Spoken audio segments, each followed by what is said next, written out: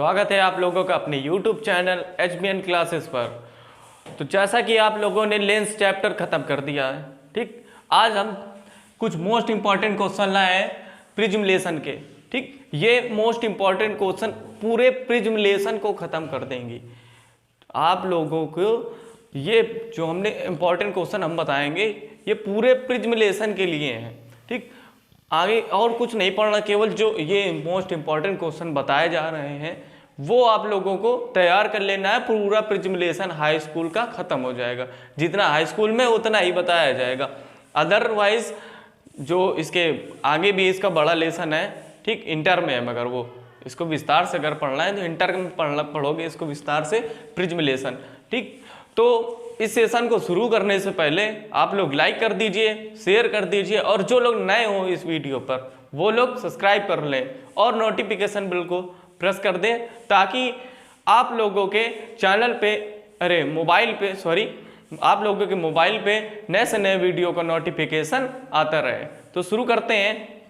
ठीक, क्वेश्चन दिए है पहला कि सुनो, हाँ, बात कर रहे हैं प्रिज्म चैप्टर की। ठीक, सबसे पहले जान ले प्रिज्म क्या है। देखो, प्रिज्म होता है एक पारदर्शी माध्यम जो दो पृष्ठों से घिरा होता है। ठीक, दो समतल पृष्ठों से घिरा होता है, प्रिज्म पारदर्शी माध्यम होता है, और इनके बीच जो यही दो पृष्ठ एक कोण बनाते हैं। यहाँ पर एक ये समतल पृष्ठ हो गए, समतल पृष्ठ, इन्हीं को या अपवर्तक पृष्ठ कहते हैं।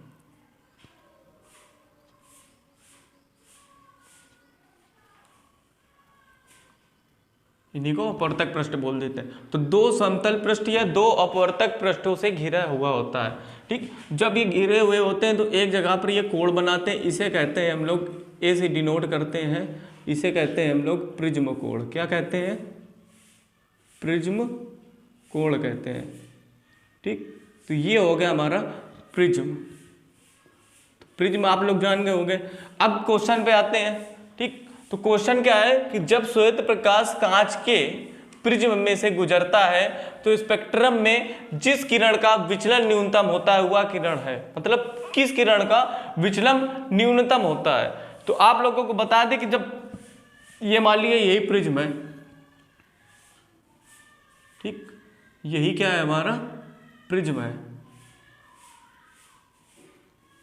इस पर ये मान लिया श्वेत प्रकाश किरण पड़ी, ये, तो ये 7 रंगों में विभक्त होती है परावर्तित होके। ठीक, परावर्तित होके ये 7 रंगों में विभक्त होती है। ठीक, विबग्योर।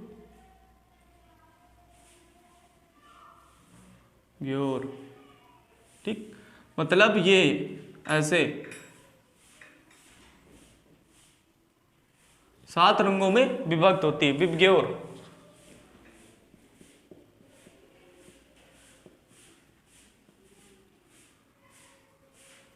बैंगनी, ठीक, वायलेट हो गया, इंडिगो, ब्लू, ठीक, ये ग्रीन, येलो, ऑरेंज, रेड। ठीक, तो इतने रंग होते हैं विबग्योर। तो सूर्य, देखो, जब आप लोगों ने इंद्रधनुष देखा होगा, ठीक, तो इंद्रधनुष में भी यही 7 रंग निकलते हैं, यही 7 रंग दिखते हैं, जो इनका क्रम होता है विबग्योर। ठीक, विबग्योर नीले में वैसे हिंदी में कह देते हैं बैनी या पिनाला।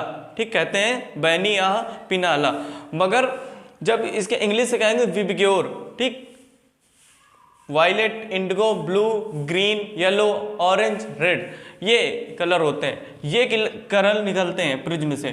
जब उस पर क्या श्वेत प्रकाश किरण पड़ती है तो इतने कलर वो निकलते हैं, इतने कलर निकलते हैं इसे।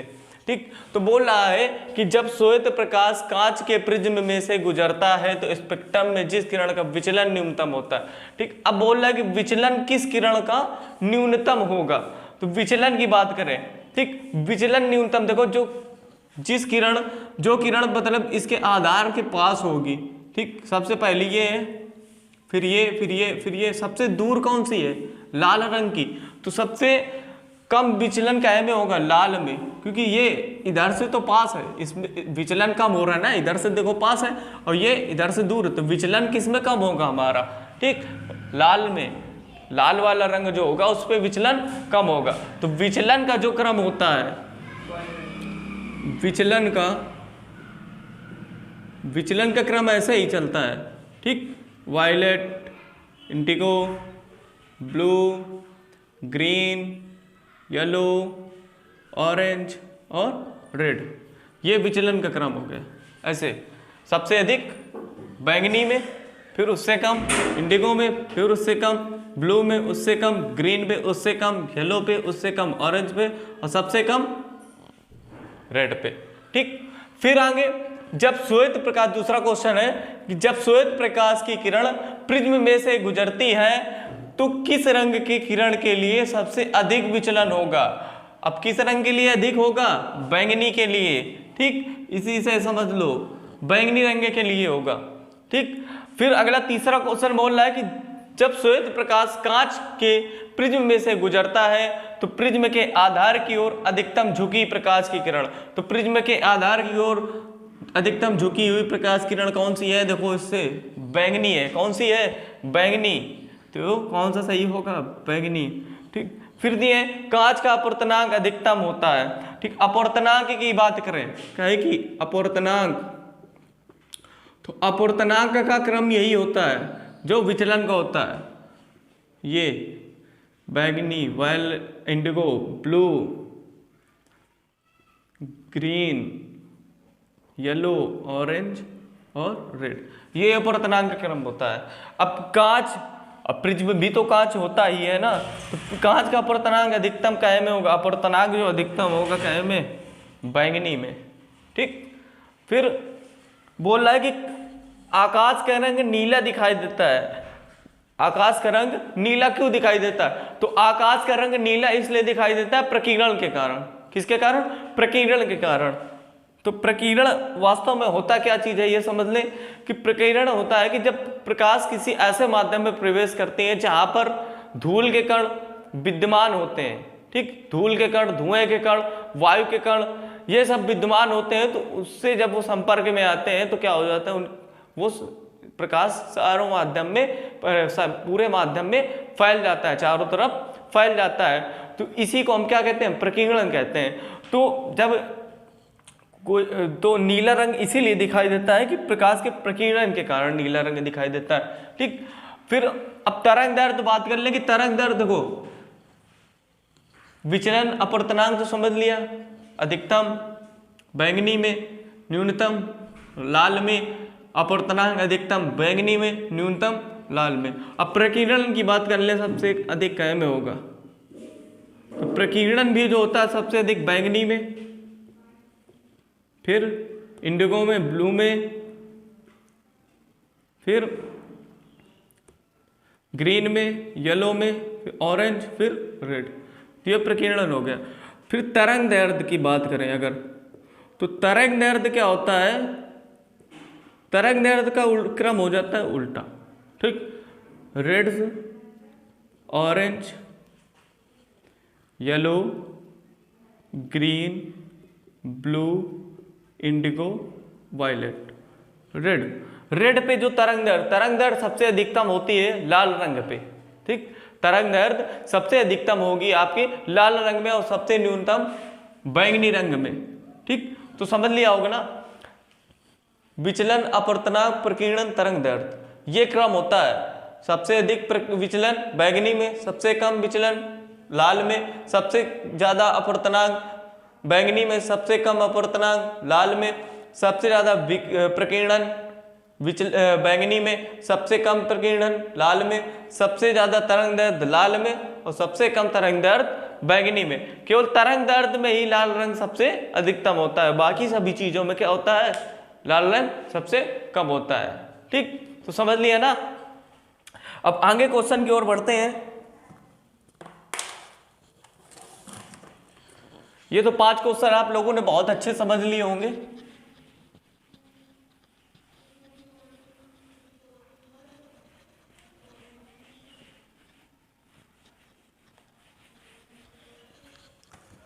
अब अगला क्वेश्चन है कि प्रकाश का प्रकीर्णन सबसे कम होता है।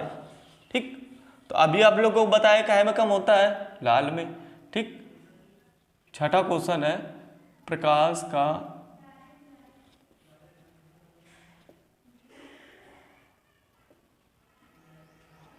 प्रकीर्णन सबसे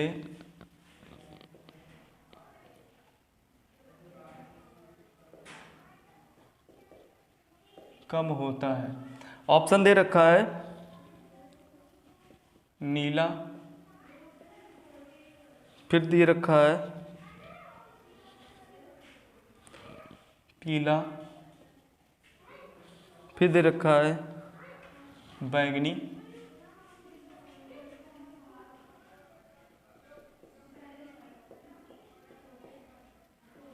फिर दे रखा है लाल।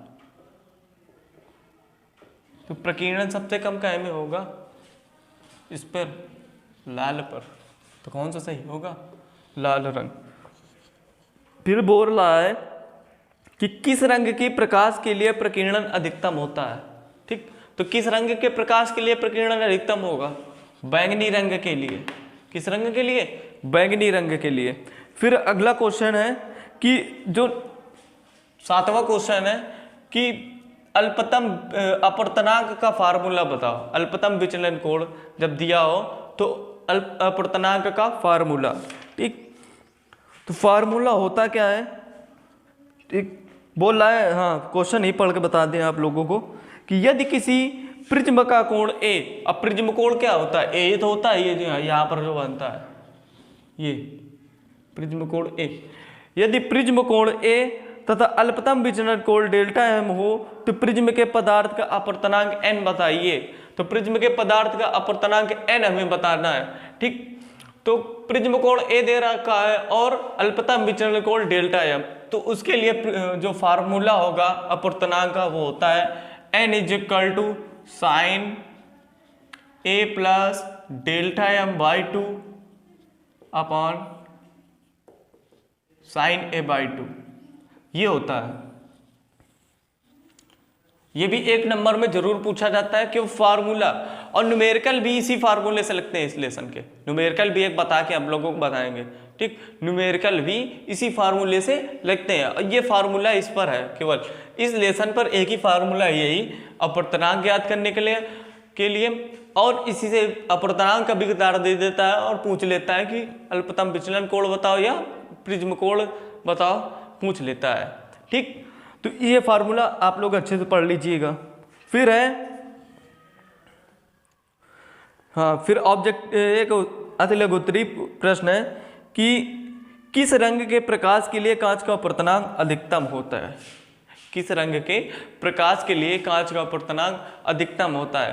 तो किस रंग के लिए प्रकाश का अपवर्तनांक क्या में अधिकतम होगा, बैंगनी में। ठीक, फिर अगर दिए कि किस घटना के कारण आकाश का रंग नीला दिखाई देता है, ये भी एक नंबर में पूछा गया है। तो किस घटना के कारण, प्रकीर्णन के कारण।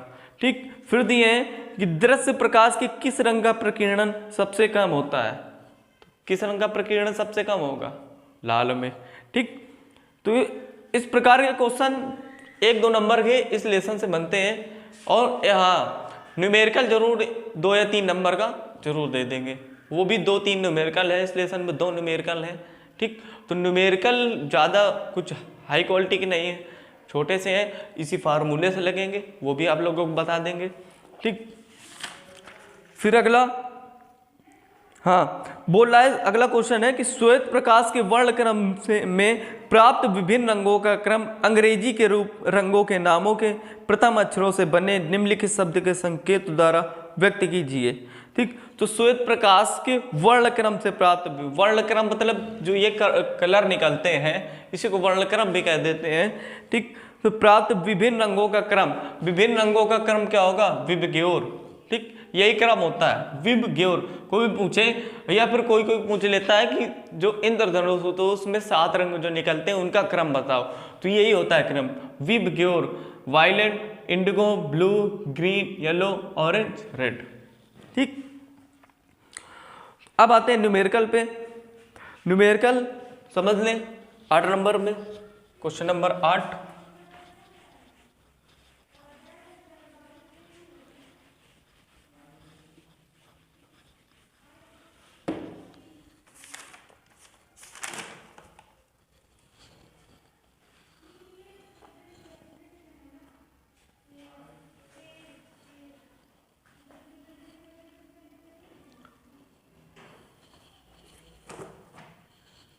एक चीज सॉरी गड़बड़ हो गया, ये देखो चिन्ह हमने गलत लगा दिए हैं, ठीक, ये हमने चिन्ह तो गलत लगा दिए हैं, मतलब उल्टे चिन्ह लगा दिए हैं, इस तरफ वाले चिन्ह लगेंगे ऐसे, मतलब ये बड़ा है इससे छोटा ये है, ये बड़ा है इससे छोटा ये बड़ा है इससे छोटा ये बड़ा है इससे छोटा ये बड़ा है इससे छोटा ये बड़ा है इससे छोटा ये, ठीक। तो चिन्ह आप लोग गलती हो गई, गलती तो सबसे होती ही रहती है, ठीक, इसको सही कर लीजिएगा, इस प्रकार होता है।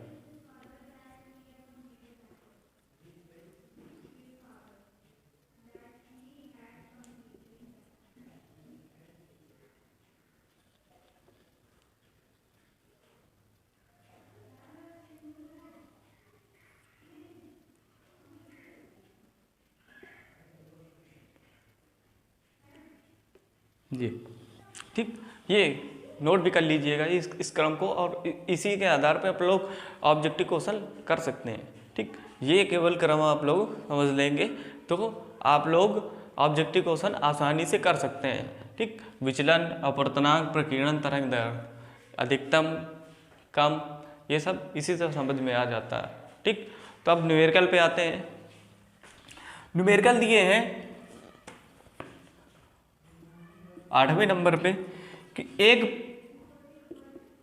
प्रिज्म का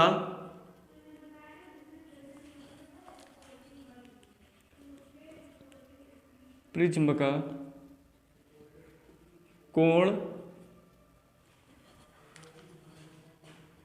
60 अंश है तथा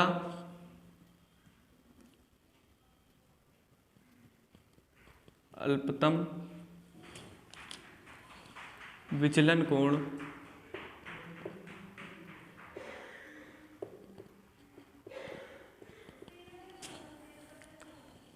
38 अंश है, 38 अंश है।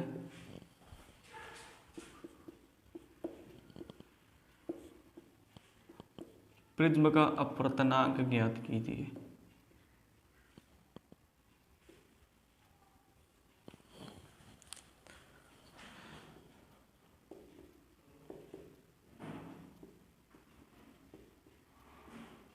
फिर दिए बगल में ब्रैकेट में इस सवाल पे आप लोगों को लिखा मिलेगा sin 49 अंश बराबर 0.75, ठीक। इस sin 49 अंश का मान होता है। तो बोल रहा है कि एक प्रिज्म का कोण 60 अंश है तथा अल्पतम विचलन कोण 38 अंश है।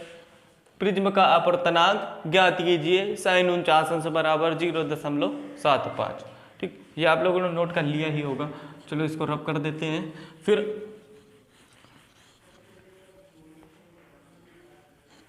आगे, अब प्रिज्म कोण क्या होता है? प्रिज्म का कोण दिए हैं a बराबर कितना 60 अंश, ठीक। ए बराबर दिए है 60 अंश तथा अल्पतम विचलन कोण 38 अंश है। कितना है अल्पतम विचलन कोण? 38 अंश। तो अल्पतम विचलन कोण डेल्टा एम बराबर कितना है 38 अंश दिए। बोल रहा है कि प्रिज्म का अपवर्तनांक ज्ञात कीजिए, तो सीधा फार्मूला लगा देंगे n बराबर sine a plus delta M by 2 upon sine a by 2।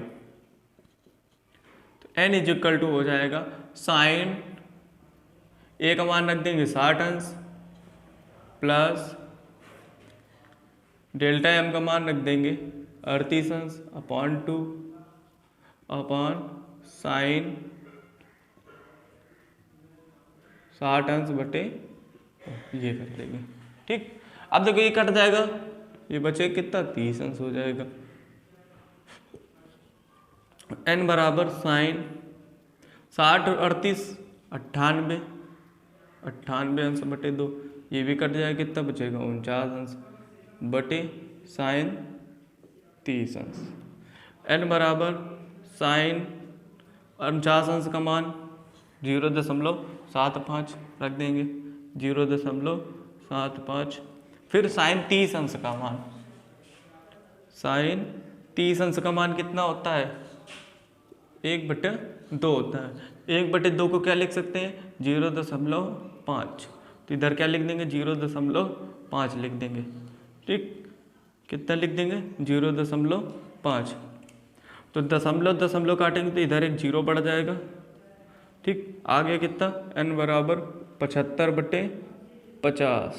ठीक, कट जाएगा किससे 25 से काट दो, 25 × 75, 25 दूनी 100, 3/2, 2 से काटेंगे 2 1 कम 2 बचे कितना 1 दशमलव लगाएंगे 0 बढ़ाएंगे 1.5, मतलब 2 से भाग देंगे ना ऐसे, 2 1 कम 2 बचा 1 दशमलव लगाया 0 बढ़ाया तो 5 10, पूरा कट गया ना। ठीक, तो क्या आ जाएगा 1.5। अपवर्तनांक n बराबर 1.5, तो अपवर्तनांक कितना आ जाएगा 1.5 अपवर्तनांक आ जाएगा। ठीक, तो इसी फार्मूले से ज्ञात कर लेना है। मान दे रखा है साइड ए का मान मतलब प्रिज्म कोण 60 अंश, अल्पतम विचलन कोण 38 अंश, इस पे रख दिए गए हैं। ये 60 + 38 98, 98/2 तो 49 कट जाएगा 49 बार, ये 60/2 होता है 30 बार, तो कितना आ जाएगा साइन 49 अंश बटे 30 अंश, कितना हो जाएगा साइन 49 अंश बटे साइन 30 अंश।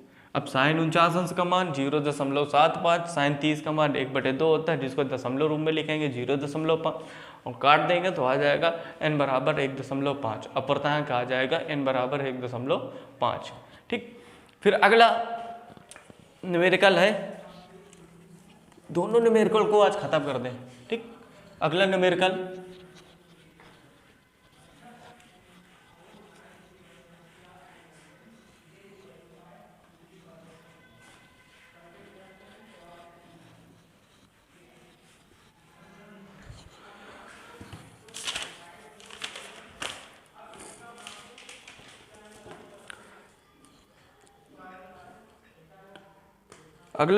है 9वां नंबर। ठीक, यदि 1.5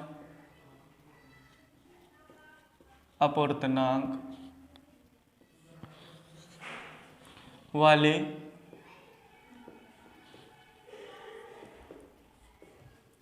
कांच के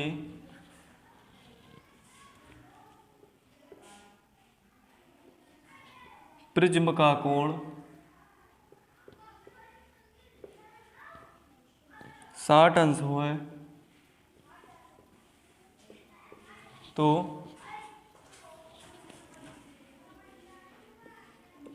प्रिज्म का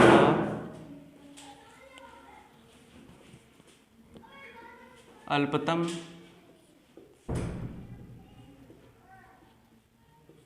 विचलन कोण क्या होगा।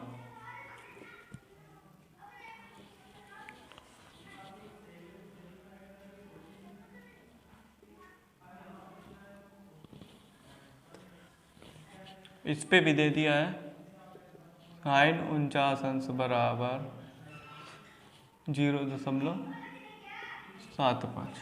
ठीक, बल उसी का उल्टा सवाल है, बस उधर अपवर्तनांक पूछे था, इधर अल्पतम विचलन कोण पूछ रहे।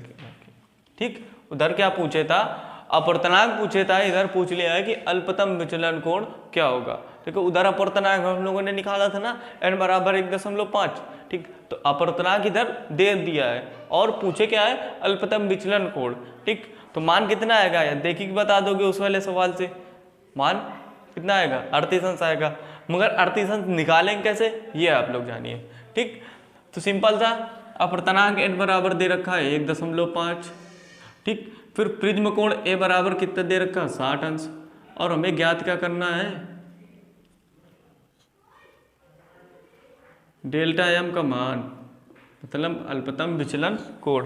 तो फार्मूले में रख देंगे n is equal to sine a plus delta M by 2 upon sine a by 2। ठीक, अब देखो अपवर्तनांक 1.5 दिए हैं, लिख दिया गया। फिर साइन कितना हो जाएगा, 60 प्लस डेल्टा एम बाई 2, क्योंकि डेल्टा एम का मान ज्ञात करना है, अपॉन साइन 60/2 कट जाएगा कितना, 30 बराबर। ठीक, तो कितना आ जाएगा, 1.5 बराबर sine 60 plus delta M by 2 upon sine 30 अंश। ठीक, इतना आ गया। फिर क्या करेंगे, 1.5 बराबर, अब साइन कितना है, ये वाला तो लिखा रहेगा इतना, sine 60 plus delta M by 2 upon sine 30 अंश का मान 1/2 होता है, लेकिन दशमलव में लिख देंगे 0.5, इतना कर दिया। ठीक, अब क्या करेंगे, तिर्यक गुणा करा देंगे, तिर्यक गुणा करा देंगे तो कितना हो जाएगा, इधर 0.75, 15×75 होता है, तो 2 संख्या बाद दशमलव लगेगा तो कितना, 0.75 बराबर sine 60 plus delta M by 2। ठीक, इतना हो जाएगा। अब देखो sorry, sine 60 plus delta M by 2। अब देखो ये कितने अंश का मान होता है, एक सेकेंड, इतना है। अब ये कितने अंश का मान होता है, साइन 49 अंश का, ये लिखा है ना, साइन 49 अंश बराबर 0.5, तो साइन 49 अंश का मान है बराबर sine 60 plus delta M by 2। ठीक, ये अब देखो साइन से साइन खत्म, आमने सामने है, तो साइन 49 अंश बराबर 60 प्लस डेल्टा एम बाई 2 आ जाएगा। ठीक, अब 2 का इसमें गुणा करा देंगे तो कितना हो जाएगा, 98 अंश बराबर 60 अंश प्लस डेल्टा एम। अब डेल्टा एम बराबर निकालना है, तो डेल्टा एम बराबर क्या होगा, 98 अंश माइनस 60 अंश, तो डेल्टा एम बराबर कितना आ जाएगा, 98 में 60 जाएंगे तो कितना आ जाएगा, 38 अंश। ठीक, तो डेल्टा एम कितना आ गया, 38 अंश। ठीक, तो उसी सवाल का उल्टा है, मतलब उसमें अपवर्तनांक ज्ञात करना था, इसमें अल्पतम विचलन कोण ज्ञात करना है, तो अल्पतम विचलन कोण निकाला है कितना, 38 अंश। ठीक, तो आप लोगों की आज की क्लास बहुत ही अच्छी लगी होगी, और प्रिज्मलेशन खत्म। ठीक, हमने बताया था कि आज ही इसी वीडियो पे हम पूरा आपका प्रिज्मलेशन का जो इम्पोर्टेंट क्वेश्चन है, और इतने ही क्वेश्चन के अंदर आपका प्रिज्मलेशन में पूछा जाएगा, क्योंकि ज़्यादा विस्तार से पढ़ना हो तो वैसे भी ज़्यादा विस्तार से हाई स्कूल में दिए नहीं है, इंटर में दिए हैं। ठीक, तो इंटर में आप जब जाएंगे तो इसका बहुत ही विस्तार रूप से पढ़ेंगे इसको। ठीक, तो हाई स्कूल में जितना है उतना आप लोगों को बिल्कुल सटीक बता दिया गया है, क्योंकि पेपर का टाइम कम है। ठीक, तो जितने इम्पोर्टेंट क्वेश्चन हो सके उतने ही पढ़ो, कि आप लोगों की पेपर में वो पूछे जाएं।